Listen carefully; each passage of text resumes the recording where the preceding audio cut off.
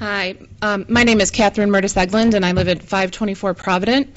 I'm a relatively new member of the community. We've lived here for about 4 years, and the idea of affordable housing, while the base fundamental ideas I can somewhat support and understand, I do think that the plan as proposed has some serious flaws, and I do think we need to take that into consideration.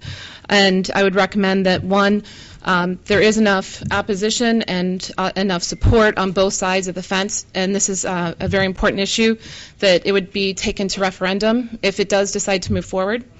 Two, that if the plan is continued to look at, that some of the elements of the plan are addressed. And I do want to also state that I recognize the efforts that the Planning Commission put in and the volunteer time that went into this, and I do want to say thank you for that, because I know being a mom with triplets, it's very difficult to find that time. So I highly applaud the efforts that have gone into doing this, but I do think that there are some elements about the plan that we have to consider. And when we look at the plan, a number of the economics and the analysis around the economics of the plan are seriously missing.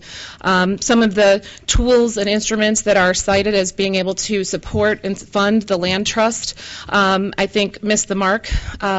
Talking about increases to the real estate transfer tax, or even redistributing some of that real estate transfer tax, will do two things. One, if you redistribute it, there's a gap that has been created, and so there has to be funding to come and fill that gap.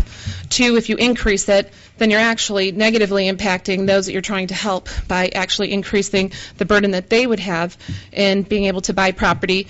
And if they're subsidized in some way, then you're making the burden on the lower end. It's an increased burden on the lower end of the housing market.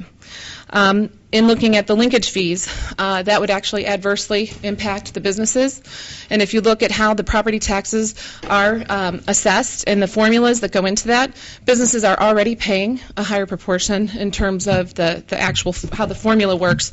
So if we're expecting that we also then have a linkage fee, we are disproportionately impacting the businesses, which we're already stating we're trying to figure out plans to improve our business districts, and we're concerned about the vacancies that we're seeing within the community.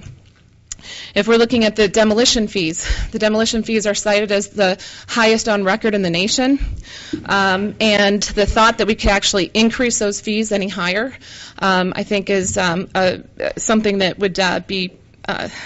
would get significant pushback. It also negatively impacts the potential for what homeowners can do with the property. And when we look at the demolition fees, the impact fees, the building permit fees, the way that the plan has stipulated for providing funding, many of those may not actually hold up according to law, and may actually be contested in court. So you may find that we're not only trying to increase the diversity within the community, but we're actually then subject to more lawsuits and additional spending on areas that we didn't expect or anticipate. Also, the plan does not actually stipulate for how the administrative fees would actually be funded or taken care of in regards to the land trust. So I do commend the city for taking a look at this issue, but if the plan were to move forward, it does need to be addressed. We need to address some of the economic issues within the plan, as well as consider the referendum vote. Thank you, Catherine.